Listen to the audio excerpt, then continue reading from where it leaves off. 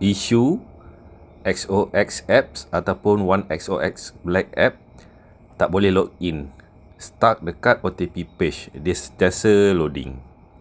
Ok, mula-mula saya try dekat handphone Samsung Note 10 Plus, jadi stuck macam ni kat OTP page. Kemudian saya install Black XOX app dekat phone OnePlus 6, boleh login lepas masuk OTP. So maksudnya saya concentrate issue dekat phone Samsung Note 10 Plus.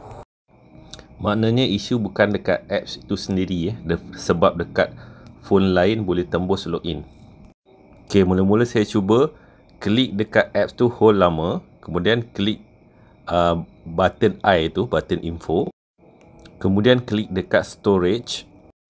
Next saya klik clear cache dan clear data.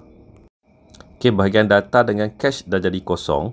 Saya try login balik, sama juga masih stuck dekat OTP page. Ok, cuba cara lain. Kita uninstall dulu XOX app. Top of the screen, slide ke bawah sampai jumpa power button ni. Klik power button. Klik button restart. Tunggu sampai selesai proses full restart. Ok, setelah uninstall XOX app, kemudian kita dah restart phone, dan kita reinstall balik XOX app. Kemudian open app, key in handphone number dekat apps, kemudian akan ada OTP dihantar ke SMS. Masukkan nombor OTP dekat apps, kemudian dah boleh login. Dah tak ada stuck lagi dah. Ini adalah solution dia. Ok, sebelum ni stuck dekat OTP page. Sekarang kita dah buat tadi, cara ikut follow step tadi, dah boleh masuk ke main page. Ok, ni dah masuk main page dia. Ok, dekat main page, klik XOX Mobile.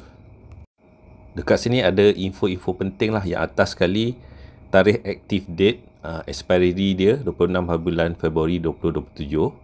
Kena extend validity sebelum expiry. Next, bahagian tengah, data saya subscribe season pass 2GB. Dalam masa sebulan kena guna, kalau tak dia burn. So expiry dekat sini 7 November. Kemudian balance ada lagi 1.33GB. Ok, bahagian bawah sekali ni season pass yang masih belum digunakan. Ada 35.5GB data dan 182 minute call.